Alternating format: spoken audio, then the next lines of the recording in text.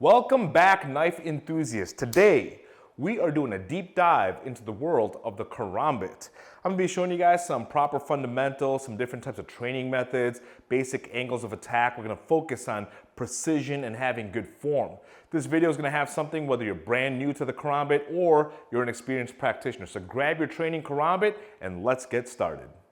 So I want to start off with a real quick history lesson, a little bit of a background on the Karambit or Karambit, depends how you pronounce it, is where you come from. Just so you guys have a basic background of it. I don't want to get too deep into the weeds.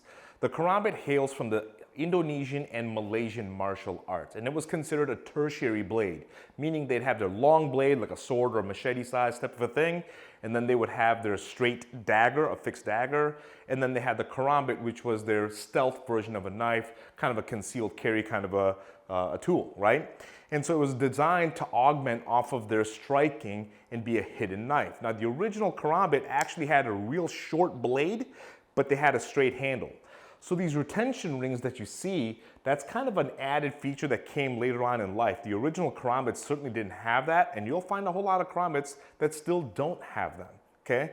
The fun flippy stuff that the retention ring allows us to do, it's not really a tactic or a technique, okay? In a fighting situation, in a combative situation, by loosening the grip and moving the knife around that way creates an environment where the knife can then get dislodged from your hand. So it's kind of frowned upon aside from just doing some stunts, maybe some demonstrations and that kind of a thing. Okay, so Karambits can come in a folder configuration. If they're a folder configuration, they will have a single side blade, okay? So it's only gonna be sharp on the cutting edge. Whereas if you have a fixed configuration, then you can have two cutting edges, right? One on the inside and one on the outside. And same thing with the retention ring. It's not always going to be there. Sometimes it's just the handle part and then the blade, okay?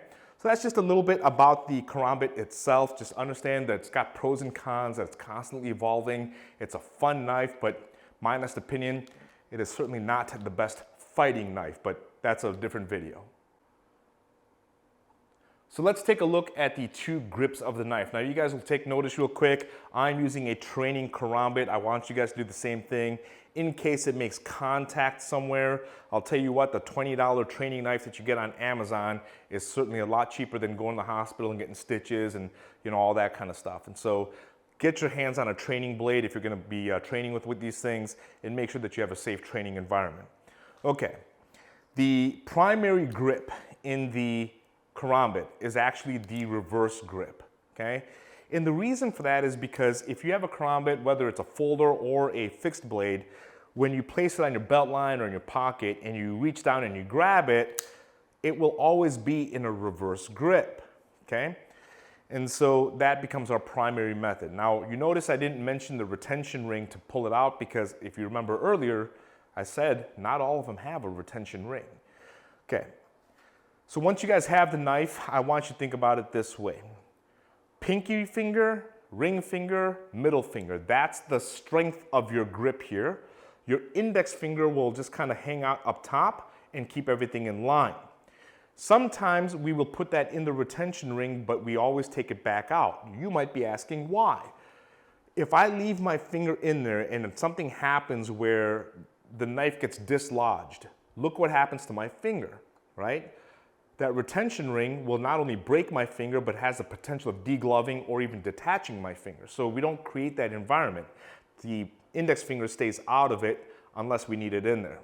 Okay, so that's our primary grip, right? That's the reverse grip. Then you have the forward grip, often used, perfectly cool with it. You'll operate the knife a little bit differently. We'll talk about that in a second. But here, I want you to think about the index finger, the middle finger, and the ring finger. Okay, and then the pinky is the one that's just kind of hanging out and keeping things in line. The thumb still goes to the back of the knife to make sure that we have full control, okay? The easy way to remember which one's supposed to be tight, which one's not, is this.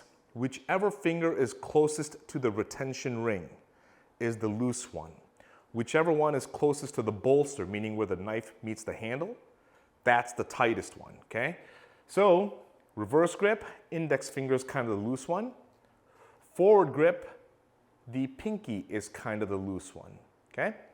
So make sure that you guys have a good grip. Next thing, once you're holding onto the knife properly, is how do you stand? Well, we need a wide athletic base. We need to use our hands up, making sure that we're in fighting position, that we can move athletically if we need to, because it's a fight. You are going to need to move athletically. Hands come up, tip of the knife always stays in front of us so that way we can work the knife and still maintain quality control over the blade.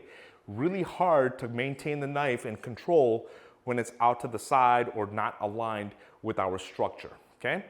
So reverse grip, forward grip, athletic base, tip of the knife in front of us all the time.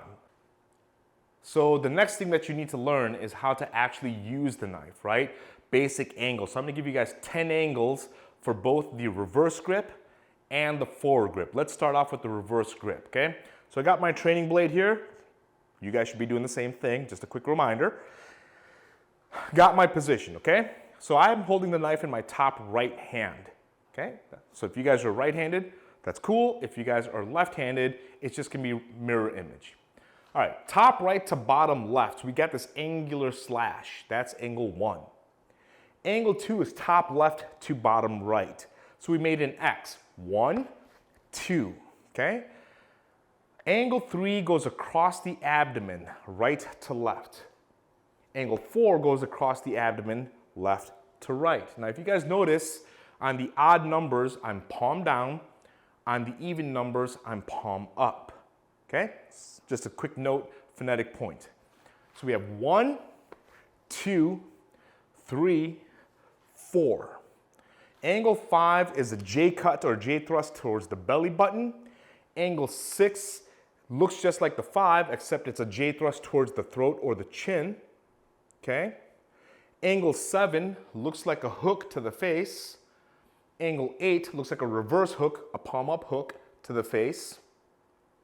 Angle 9 goes from bottom right to top left. Angle 10 goes from bottom left to top right. So we have 1, 2, 3, 4, 5, 6, 7, 8, 9, 10. One more time. 1, 2, 3, 4, 5, 6, 7, 8, 9, and 10. All right, so those are our reverse grip 10 angles of attack. In the forward grip, very similar, just a tad bit different. The 1 is still the same. The 2 is the same. The 3 is the same. The 4 is the same.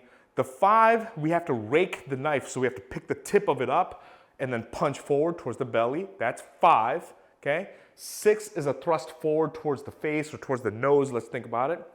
7 will go palm up and towards like the side of the neck, jawline. 8 is a backhand the same way. 9, we're going to pick up bottom right to top left. 10 is bottom left to top right, okay? So 1, 2, 3, 4, 5, 6, 7, 8, 9, and 10. Get used to that. Make sure you're working that right side and left side. And keep something in mind here real quick. Side note. The numbering system is just so you and I have a conversation with common terms. Different instructors use a different numbering system. It's not that big of a deal. Nobody cares. It's just so you and I are on the same page, okay? Go try out your 10 angles with reverse grip and with forward grip. So now that you have the 10 angles down in reverse grip and in forward grip, the next thing that you want to do is build small progressions. And I'm thinking about 2 to 3 hits. Now the first version of this, we're only going to be worried about what the knife is doing, okay? And what I mean by that is this. You got your 10, list them out, put them on a board, write them down on paper, whatever, doesn't matter. Make a combination of 2 or 3 different strikes and repeat that combination over and over. So it looked like something like this. I'm moving around and I'll go 5, 6, 7. Move around a little bit, 5, 6, 7. Move around a little bit, 5, 6, 7. Move around a little bit, 5, 6, 7. okay?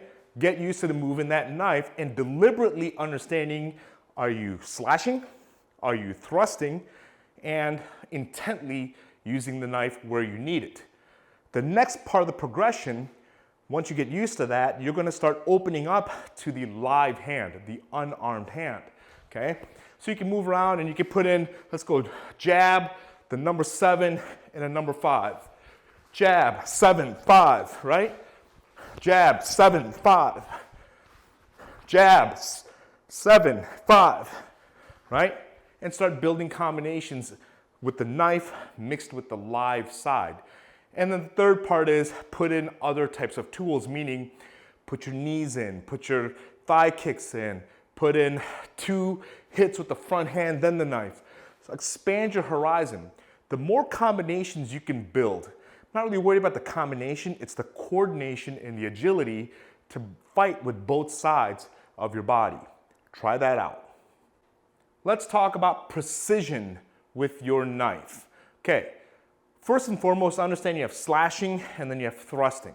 Slashing takes up a lot of ground, right? I'm going top right to bottom left, that takes up a lot of ground. So it's not really a precision move, it's gross motor movement. Precision striking with the blade is like being a sniper, okay? And so it's gonna be thrusting into intentional targets, the armpit, the navel, all kinds of different places. Now, if you have a partner and you have a training blade, you can always take the training blade, put some foam on it, tape it up, something to just kind of dull the edge out a little bit or the tip of it out. And you can have them feed you just a couple punches, nice and slow, okay? So that way you can learn how to work the knife, play defense, offense, and still work in the knife. If you don't have a partner, you can go to a bag, okay, or tree. It doesn't make a difference. An inanimate object works just fine. And on my bag, I could sit here and I could throw some different punches, kicks. Let's just say I want to get to the belly button.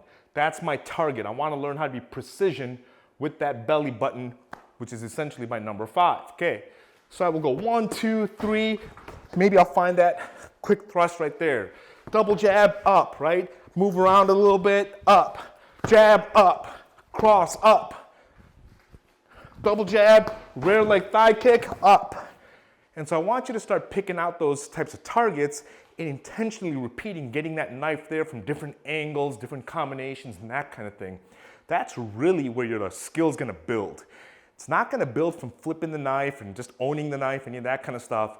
You have to work with the blade to train your mind and your body exactly how to move and when to move. Let's talk about defense with the knife, okay?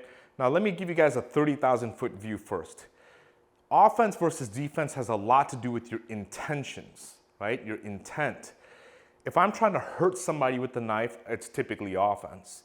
If I'm trying to hurt somebody with the knife so that way I'm preventing them from hurting me, that might be considered defense. So there's some ethical, moral, and legal things that you need to keep in consideration. That's not what I'm here to talk with you about. But understand that offense and defense often comes back to what your intent was with that weapon. That being said, with Karambit, just like any other weapon, has particular elements or things that you will do for defense specifically. I'll give you an example. We do this circling motion with the Karambit. Okay, you guys see this? Inside, outside, inside, outside, okay? Why is that there? Well, I want you guys to think about your punch coming straight towards my nose. If I parried that and brought the knife up, the side of the blade is what deflects at that punch a little bit, right? I have to get around it, so I will circle the knife before I return fire. If I have a hook coming from my left side, okay, I might have to cover and put the back of the knife over the top and circle it back through before I can bring the tip of the knife forward again. This is something that you're really gonna need to partner with. The bag's not gonna help you. However, if you can use your imagination, some shadow boxing technique, you can definitely work in these kinds of circles and punches. Circle, punch, right? Add in the pivoting of the body, right? I pivot my body, I circle, I punch. I pivot the body, I circle, I punch.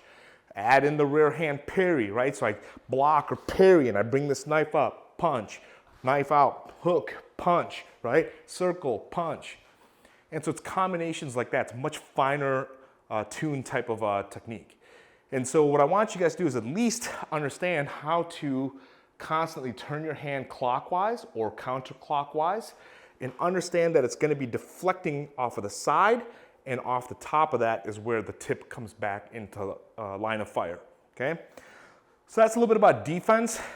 Just be careful with what you think defense is. It's a short blade. You're not going to be blocking stuff with it. You're not going to be, using a whole lot of punches, covers, that kind of stuff. It's not the same way.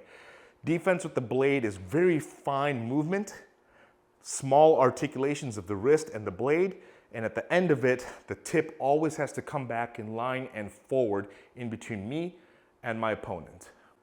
All right, guys, there you have it. A quick but comprehensive guide on building skills and mastering your karambit. We talked about a lot of information: the grip, the reverse grip, the forward grip, 10 different angles of attack, when we use the retention ring, when we don't, a little bit of history, offense, defense, building combinations, tons of information there. Just slow the video down, pause it, and spend time on the progressions that we talked about during this short video. And I promise you, your skills will change. If you guys enjoyed this video, please like, share, subscribe. Get in the comments section. Tell me what you'd like to see on the next video. I'll do the best that I can to make sure that I can make a video for you. In the meantime, guys, be safe, keep your knives sharp, and keep your skills sharper. I'll see you guys in the next one.